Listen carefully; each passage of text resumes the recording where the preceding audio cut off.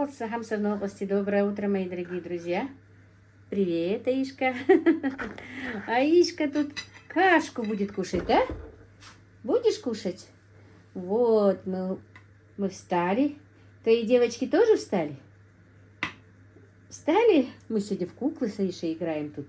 У нее девочки проснулись, зубки помыли, да? Расчесались. А кушать они будут? Не будут кушать? Они что, наказаны? Ты их наказала? Нет? Не будем их кормить? А бабушка вон целую кастрюлю кашки сварила. Мы с Аишкой вчера... Где мы с тобой были? Куда мы ходили? Куда мы ездили с тобой? А? Хау? Своти, куда мы ездили? Аиш? Мага? Куда мы ездили? Магазин? Магазин. Мы много вкусняшек купили, да? Да. Вот, мы с бабушкой, настоящая бабушка и внучка были вчера, да, и в магазин сходили, и поиграли с ней, и сегодня с ней играли.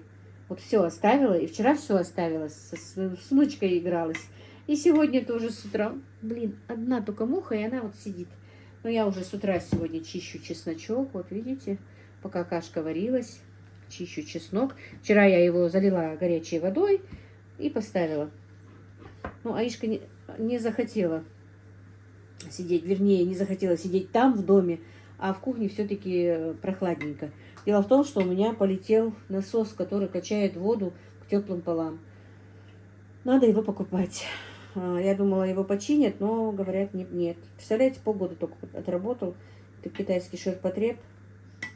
Так что будем покупать теперь снова насос, чтобы полы у нас тут были теплые, чтобы тут было тепло. А то Аишка и так после простуды тут у меня закрепляет свое, это самое, как бы, улучшение. А тут прохладно, и мы с ней пораньше зашли туда в дом. Не стали тут ничего делать, ни засолку никакую. Да, Иш? Да. Ну, ладненько. Приятного тебе аппетита. А что надо сказать? Ну-ка, ты умеешь говорить? Хау? Что надо сказать? Спа? Спасибо. Сахал? Сахал. Вот так вот. Умница. Ну, давай, кушай. Тут у нас Каспер уселся. Во, какой Каспер. Во, какой Касперовский. Кашпировский. Ой, злой кот, злой. Кашпировский злой кот. Постоянно недовольный, да, Иша? Даже ласкать себя не дает. Постоянно недовольный. Так, ну вот. Работа у меня продолжается. Аишка у меня заснула. Тут на диванчике. Но не стала ее туда переводить. Боюсь, она проснется и будет капризничать. Так, ну вот. Хочу сделать... Уже даже не знала, что и придумать-то. Аджику вроде бы сделала. Хотя аджике не мешало бы и еще, но решила все-таки немножечко для разнообразия сделать салат микс такой. Просто помидорки, лук, болгарский перец, морковочка и, может быть, немножко чесночка, а может и не добавлю. Не знаю, посмотрим по ходу. Но чеснок я почистила, мне нужен, потому что еще нужно солить помидоры, болгарский перец. Это самое, как его. И огурчики. Это у меня вон Аишка играется. Это ее игрушки, можно сказать. Так сказать, ее игрушки. Так, друзья. Никак не дойду до комментариев, чтобы ответить на ваши комментарии, но надо будет ответить. Простите, что не отвечаю. Спасибо большое еще раз, что вы мне все-таки пишете, несмотря на то, что я на них очень мало отвечаю. Времени просто катастрофически мало. Сами понимаете. Так, ну вот это вот все было привезено мной Танзила, и мне их все-таки надо переработать. Может быть, если бы мне надо было это все купить, я бы и не делала столько засолки. Просто...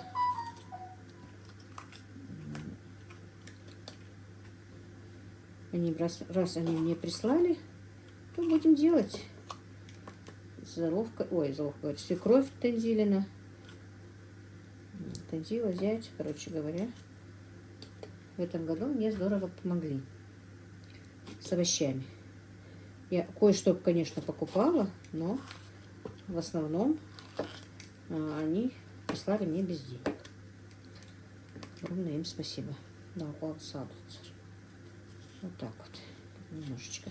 Уже стоит 4-5 дней, по-моему, это болгарский перец немножко все-таки начинает портиться. Поэтому сегодня надо действительно все закончить.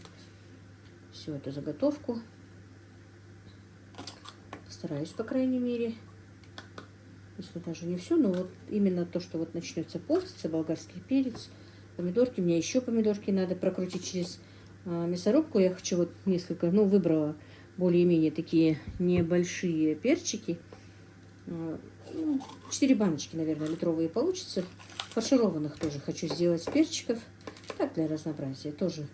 Иногда, редко мы их едим. Конечно, хотелось бы баночек 10 сделать, но помидоров-то у меня хватит. А вот болгарского перца нет, они слишком большие.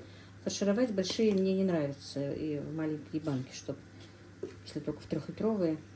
Ну, может быть, сегодня сок сделаю томатный. Эти нафарширую. А завтра, может быть, утром и куплю себе мелкий болгарский перчик. Банок 10 бы не помешало. Тем более у меня есть огромный мешок моркови. Я где-то килограмм 5, наверное, израсходовала с большого мешка. И лук есть, и капуста в огороде есть, что можно нафаршировать. Их же можно и капустой фаршировать. У меня мама очень любит капусту, если фаршировать. И фаршировать можно было бы и баклажанами. Я сама люблю баклажанами фаршированные. Ну, вы знаете, просто чтобы была небольшая, было разнообразие. Почему бы и нет, да? Можно было бы сделать. Ну, посмотрим. Вообще засолка действительно у нас постоянно продолжается, пока вот не закончатся все эти дешевые овощи. Ну, в этом году, конечно, они не очень дешевые. Ну, вот так вот. Вот. И мне сейчас, я вот это вот сейчас поставлю варить. И пока Ибрагим не ушел на занятия, может быть, даже не успею варить их. Нужно нам 2 петушков хочу убрать, забить. Не знаю, как это сказать, чтобы было красиво, культурно, да? А то мне Ира мне сказала, что я не культурно говорю об этом. У меня сегодня, друзья... Ой, Каспер! Уйди. Под ногами все время сидишь. Вижу на тряпочке. Вот. У меня сегодня день рождения старшего сына. А мы, конечно, дни рождения, как таковые, большими праздниками не делаем. Это вот просто девочки для меня делают, именно для меня делают такой прям большой праздник. А так, все время, но хоть мы праздник и не делаем, хоть и не отмечаем, но все-таки, знаете, мы делаем все равно акцент, что вот сегодня у одного из наших детей, да, день рождения. Мы обязательно, в обязательном порядке чего-то вот режем. Петушка, курочку, может быть, там барашка, когда как. Это вот в обязательном порядке. И просто вот на ужин собираемся своей семьей. Они ни друзей не зовут, никого не зовут, не знаю, не заведено у нас это так. Просто когда тортик, когда и без тортика просто какая-то сладость, компотик, водичка, что-то такое. Ну, короче, обычный, просто обычный ужин, но чуть-чуть более, можно сказать, более праздничный. И все. Поэтому вот надо будет мне убрать 2 петушков, сделать наши галушки. Алтенбир, короче говоря, подлива с галушками. И посидеть как раз. Мадина приедет за Ишкой. Я надеюсь, ну не знаю, зайдет или нет, потому что иногда, если она едет с мужем, хотя она, по-моему, сказала сегодня, домой меня отвезет брат, она сказала. Значит, она приедет без мужа, значит, получится у нее посидеть. Вот. Танзила сегодня не сможет приехать, она сказала. Она дома делает соление на продажу. Как она мне сказала, делает уже соление, друзья. Там у нее оставались помидоры, оставались там огурцы какие-то. Их хочет закатать. И, по-моему, заказ у нее был на соление. Вот. Она делает сегодня заготовки такие зимние. Такие вот дела. И сегодня, знаете, вот поговорила с девчонками, с подписчицами, повспоминала. Вы что же говорите, о чем? Сама вас спрашивала, о чем. И вот вспоминала, как я работала, как было это. Вы знаете, вот, ну вот как будто бы на одном дыхании, можно сказать. И очень нравилось. Хоть я и уставала, но мне это нравилось. Это был какой-то стимул. Понимаете, то, что вот сажала поля, то, что вот выращивала овощи, то, что солила, то, что продавала. Это был процесс, целый процесс, друзья. Просто, я говорю, вот жалко, вот тогда я не вела YouTube. Ну, конечно, меня бы не хватило времени, наверное, на YouTube, потому что были насыщенные дни, постоянно мы уставали, мы бегали. Можно сказать, мы все это делали бегом, бегом, бегом. Были заняты все, вплоть до мамы, кроме Ибрашки. Единственный член семьи, который у нас практически нигде не работал. Вот.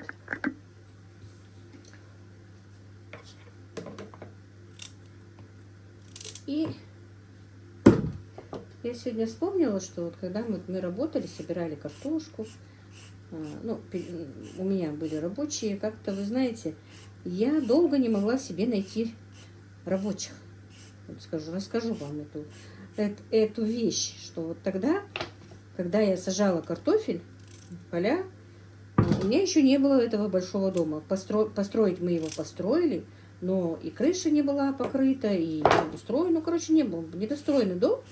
Но мы начали вот сажать картошку, продавать ее, кукурузу сажали. Ну, понемножку, начали с немножкого, как бы с немногого, с 1,5 гектара, потом все больше и больше.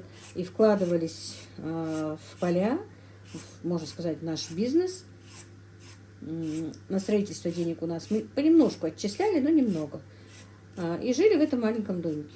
И вы знаете, когда я нанимала себе работников, я не могла их себе нормально найти, потому что, скажу вам честно, тогда вот им было просто, можно сказать, даже западло наниматься ко мне на работу, потому что, ну, люди, которые вот идут собирать там картофель или что-то, это просто те люди, которые живут хорошо, нормально, да, вот намного лучше меня, можно сказать, в этих условиях, в таких жилищных условиях.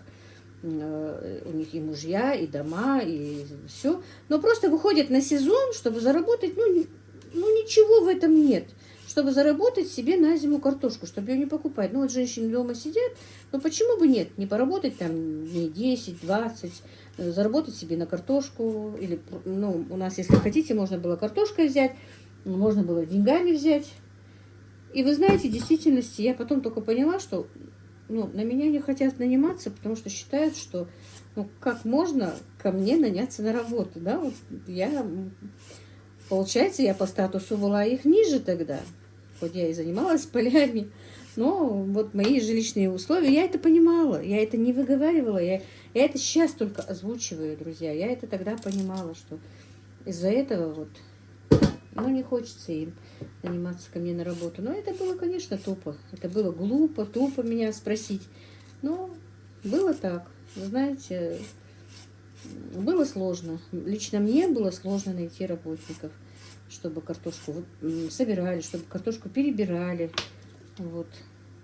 Чтобы огурцы собирали. Я же посадила почти полгектара огурцов у меня было посажено. И я не могла себе найти работника, потому что полгектара, конечно, я одна практически не успевала их собирать. Вот. В то время мама стояла, у нас торговала вместе с моим сыном на дороге. У нас тогда Был большой такой навес, даже из железа сделанный. Там же мы арендовали землю сзади, 2 гектара в аренде у нас было. И эти тоже, кто нам землю арендовал, тоже очень неправильно с нами поступили.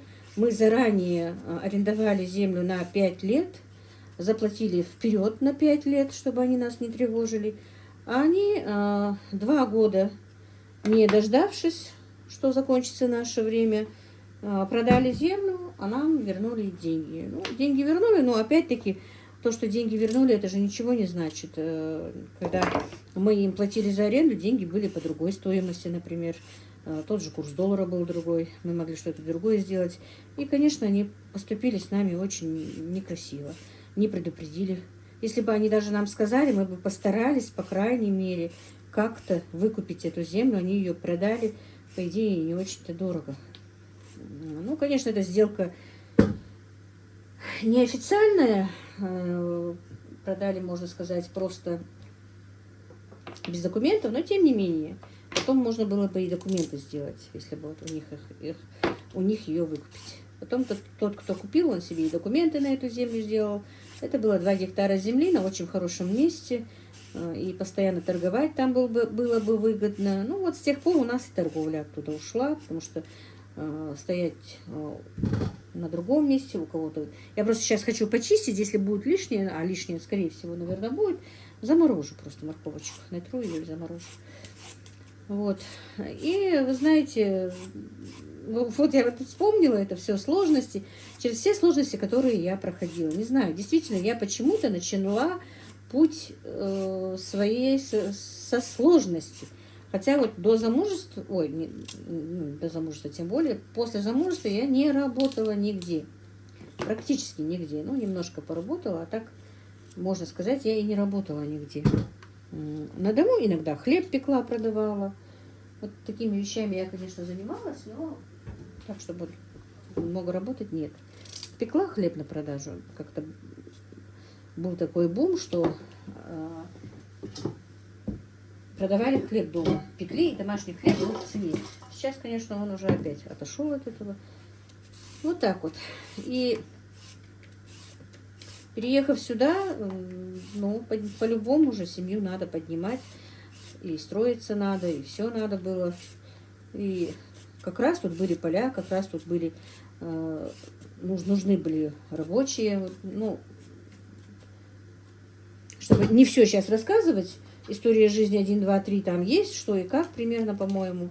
Если что, можно будет и перерассказать потом, как я начала этот весь путь работника сельского хозяйства, да. Но мне лично нравилось, но, как мне сын сказал, мама, ты сама, говорит, самый трудный путь выбрала и нас туда же повела. Ну, что умела на тот момент. И опять-таки, повторюсь, я, по-моему, в прошлом видео говорила, что если бы я знала, как сейчас, то, конечно, я бы пошла сначала бы учиться. Это однозначно, чтобы что-то заниматься чем-то полегче. Но, тем не менее, значит, так нужно было. Значит, Всевышний меня направил туда, и это однозначно. Я не могу сказать. Но вам советую, девочкам, женщинам, которые... Между прочим, вот открыв канал, мне очень многие женщины выходили в личку, у которых практически та же самая проблема. Они потеряли вторую свою половинку, они отчаялись, они не знают, они в сильной депрессии, они знают, что им делать. Ну, конечно, я не знаю, я не могу ничего такого посоветовать, но мне кажется, вот именно в том, что я работала, что я была постоянно занята, мне стало, ну, как-то, можно сказать, легче перенести боль этой утраты. Боль-то все равно есть, она все время кровоточит, она будет всю жизнь кровоточить. У нас, конечно, по менталитету некрасиво говорить это, что мы вот так вот страдаем из-за того, что, ну, нет второй половинки. Но, не знаю, нынешний мой возраст, наверное, уже может это сказать. Пускай меня простят наши. Но боль утраты в твоей половинке, твоего, можно сказать, главы семейства, она не пройдет никогда в жизни, она не проходит. Особенно это чувствуется, когда какая-то проблема. Он и так, в принципе, хозяин дома нужен каждый день. Но вот когда возникает какая-то проблема, которую тебе нужно решить, и ты не знаешь, как ее решить. А есть такие проблемы, которые ты не можешь вынести из дома практически, даже своим родным. И тебе нужно это решить. Вот кровь из носа, а решить нужно. И такое бывало. И грех мне жаловаться. Действительно, мне грех жаловаться. Всевышний всегда находил, давал мне найти пути из самого тяжелого положения. Причем выйти достойно, чтобы никто об этом не узнал. Что бы там ни было. Моментов много. Жизнь длинная, моментов много. Так, я думала, я его мыла. Я сейчас помыла и вернусь к вам. Так, и вы знаете, в действительности, вот если сейчас, когда человек проходит какую-то трудность, он думает, что это трудность только у него, и у него она сложнее всех. Понимаете, вот мне как-то писали, что у вас еще не так сложно было. Может быть, но на тот момент мне казалось это очень сложно. Потому что я человек, который 3 года был практически прикован к постели, и потом решать какие-то проблемы, никогда в жизни не думала, что я их буду решать. Для меня это тогда было очень сложно. Были времена, когда я даже никто и не видел. Были такие времена, что я даже выла, понимаете? Я не буду сейчас говорить, почему и как, но эти времена у меня были. Но все проходит. Это потом только, когда ты проходишь этот путь, когда все-таки фаршировать будет легче вот так вот. Когда ты проходишь уже с высоты пройденного времени, понимаешь, что, оказывается, не была такой большой проблемой, как тогда, когда она казалась. Что ничего страшного, но в тот момент ты этого не понимаешь. Мне как-то позвонила одна женщина и сказала, что вот у ее родителей такая же проблема, как и у нас. Их сын, не знаю, я не буду. И она мне и не сказала, но каким-то путем у них получилось, что вот тоже они оказались в таком же положении, я просто вот эти хочу отделить, в таком же положении, как и мы, оказались должны. И что родителей не оставляют в покое должники сына, мать и отца, и что они в отчаянии, они не знают, что делать. И вот эта женщина обратилась ко мне за советом. Я не могу сказать, что я вам прям такой хороший совет или что-то могу дать, но я ей объяснила, потому что уже мы уже должны были, наверное, 3 года, когда она меня уже спрашивала, и как-то я уже тоже со стороны, уже с того, что время уже ушло, понимала, что и как. И я ей посоветовала, что могу. Она меня сильно поблагодарила и сказала, что вот успокоит своих родителей и скажет, что это. Действительно, когда у нас какая-то проблема, мы думаем, что все, весь мир разрушен, что весь мир упал на наши головы, что все, вот ничего не получится. Но потом по течению времени мы понимаем, что не надо было так сильно тратить свои нервы, не надо было так биться в истерике, не надо было так переживать, что все это проходимо, все это пройдет, что... Так, это все-таки испортился.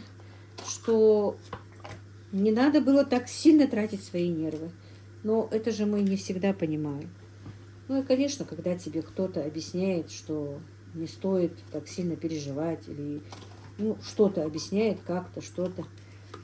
Привет, проснулась? Намного легче. То же самое мне, вот племянник, двоюродный брат моего мужа, когда он объяснил, что и как, мне настолько стало легче. Вот именно из-за этого долга, понимаете? Это сейчас сумбурно все от того, от другого. Но просто, чтобы вам рассказать, вы мне пишите, что вам интересно и про жизнь, и про что-то. Поэтому вот подключилась, пока я все это делаю, и расскажу вам. Все равно буду с вами на связи. Никогда не надо отчаиваться. Это я уже знаю по себе, потому что я отчаивалась много раз. И каждый раз понимала, что не стоило этого делать. действительно, когда получился этот долг, вот это было для меня очень страшно. Это, по-моему, самое страшное потрясение, которое было в моей жизни. И, как моя дочка сказала, мама, ты на глазах просто превратилась в старушку. Для меня это было очень-очень больно, это было очень обидно. Дело не в том, что... Ну, дело даже не в деньгах было, я не буду сейчас объяснять. Но сложнее, мне кажется, даже вот... Но все равно, наверное, сложнее потери мужа, конечно, это не будет, но вот на втором месте стояло это.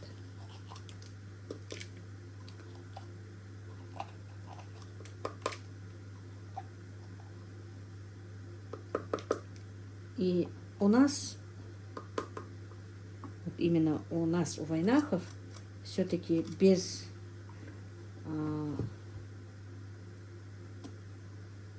супруга, без мужа намного сложнее. Потому что от него зависит очень много. Но ничего. Мне кажется, я вроде бы достойно прохожу это бремя, которое на меня легло. И достойно донесу до конца. Поэтому и всем тоже, кто остался без вторых половинок, желаю того же самого. Чтобы они достойно прожили свою жизнь.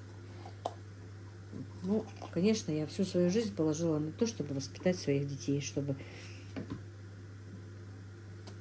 они не нуждались. Конечно, сделать так, чтобы они ни в чем не нуждались, я бы не смогла ни за что в жизни. Но даже был бы жив их отец, то и он бы не смог этого сделать. Потому что мы просто такие простые люди, мы не миллионеры, чтобы ни в чем наши дети не нуждались. Но я старалась как могла. Просто не знаю, как я это сделала, но я очень старалась. Вот такие вот. И вот, видите, начала за здравие, да, продолжила за упокой, можно сказать. Начала с полей, да, со всего этого. Ну, вот так вот. Надо быть человеку занятым, действительно. Вот вы мне пишете, что вот, ой, ты устаешь, отдохни. Да, но сейчас, на данный момент, конечно. Но тогда вот именно то, что я уставала, то, что у меня было мало времени на всякие раздумья, я это много раз говорила.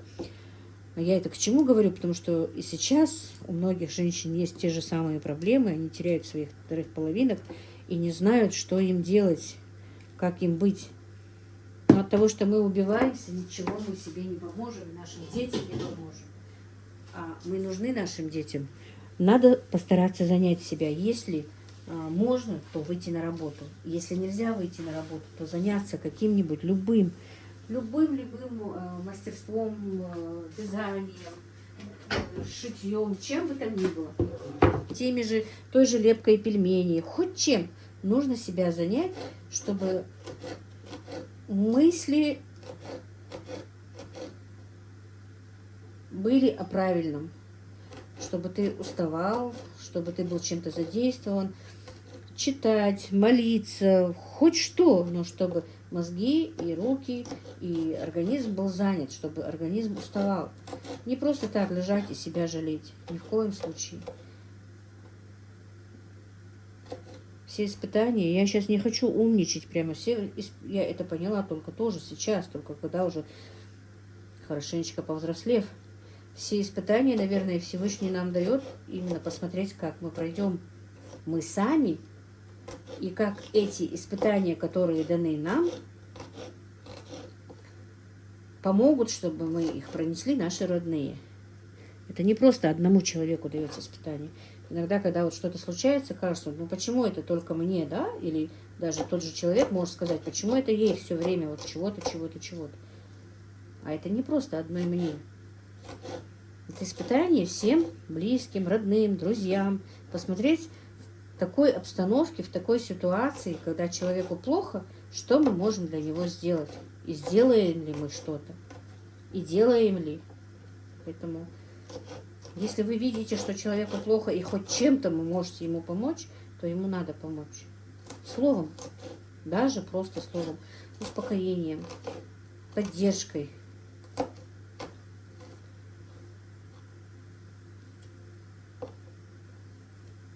У меня было много людей, которые, да, мне помогали, и словом помогали, и физически помогали, и морально помогали, и материально помогали. Алхамдулилlah. Я не могу сказать, что у меня много на пути встречалось плохих людей. Нет, это были крайне-крайне редкие люди. Но о том, что я сказала, что вот это вот, ну это да, у нас как-то вот тогда вот это было так.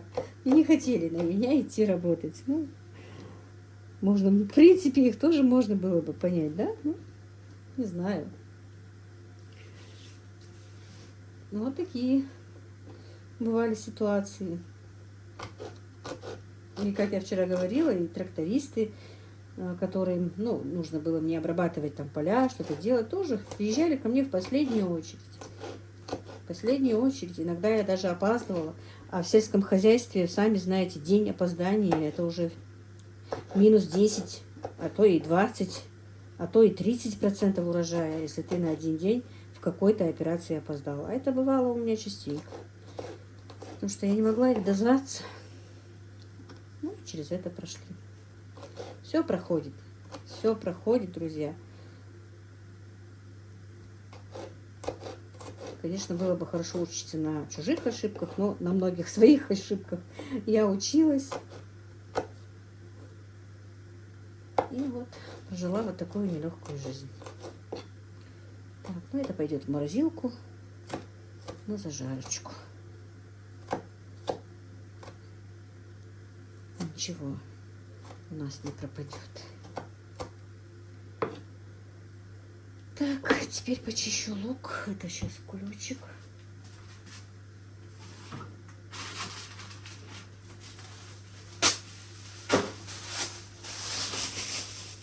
Но самое главное, когда семья едина, когда твои дети тебя понимают, когда ты детей понимаешь. Вот это самое главное, чтобы в разные стороны не тянули, чтобы семья тянула в одну сторону. Только тогда будет мир и согласие в семье. Нужно стараться понимать своих детей. Может быть, конечно, я не так сильно понимаю своих детей, но я очень стараюсь. Я стараюсь идти им навстречу, понимать. И, в принципе, даже во многих вещах, не спросившись своих сыновей, я ничего не делаю. Не последнее слово, конечно, бывает все равно за мной, но в основном я слушаюсь своих сыновей. Так, теперь немножко поплачем чистить лук, наверное.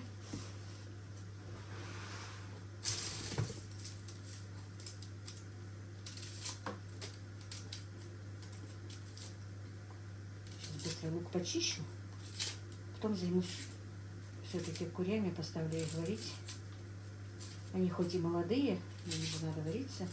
Это не бройлерная птица. Сейчас быстренько почищу лук.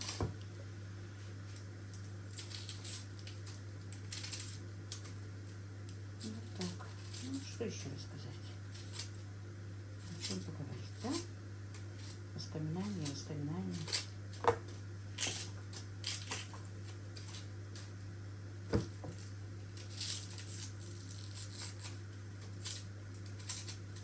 Конечно, когда мы купили здесь землю, но он не успел здесь пожить вообще.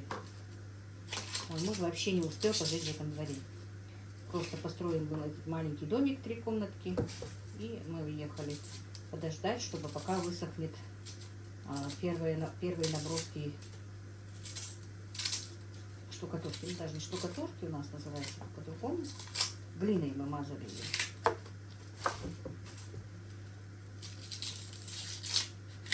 Конечно, было очень много планов.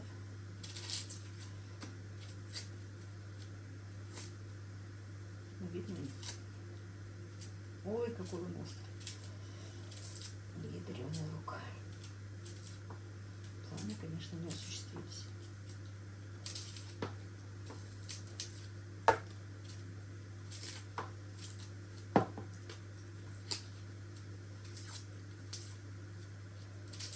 Ой-ой-ой.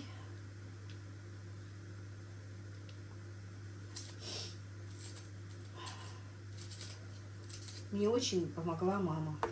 во всем этом. Я сюда тоже наливаю воду, потому что грязно.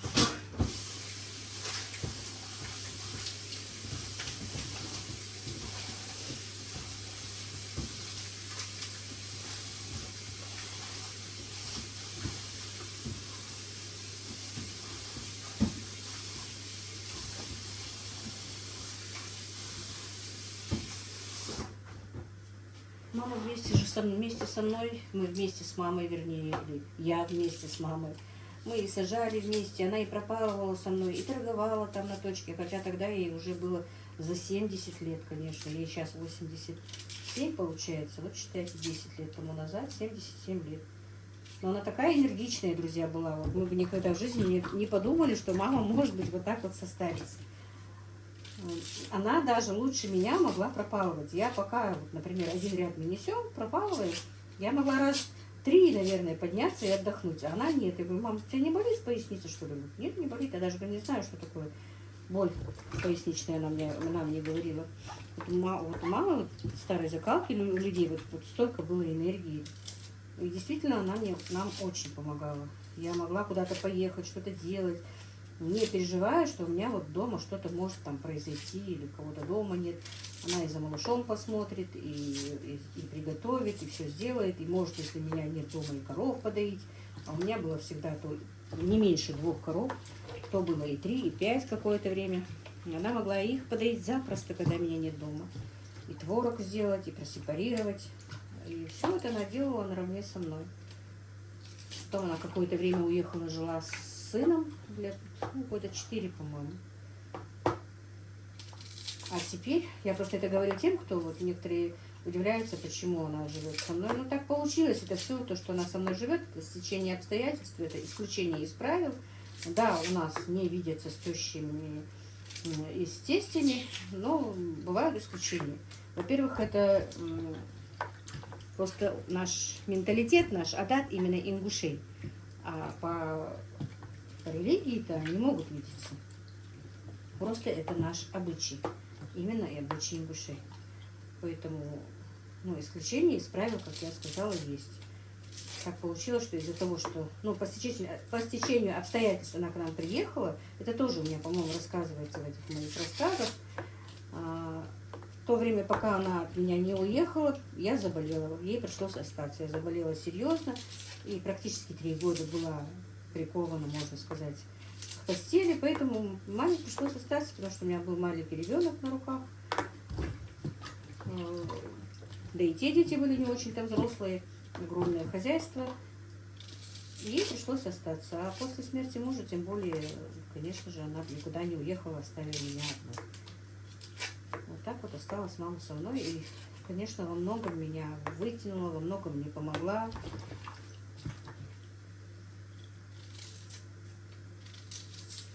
Я ей за это благодарна. Все-таки, когда дома есть взрослый пожилой человек, это тоже влияет каким-то образом на детей, на воспитание детей.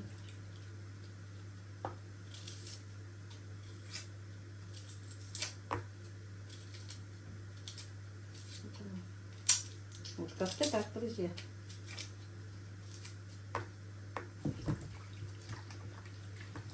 Так, мне сегодня, между прочим, писала Зара, что все-таки от меня хоть кто-то к ней пришел, вот такую картошку покупают, пишут. Я рада этому. Надеюсь, картошка всем понравится. Кстати, это лук тоже от них. Видите, ни одного гнилого нет.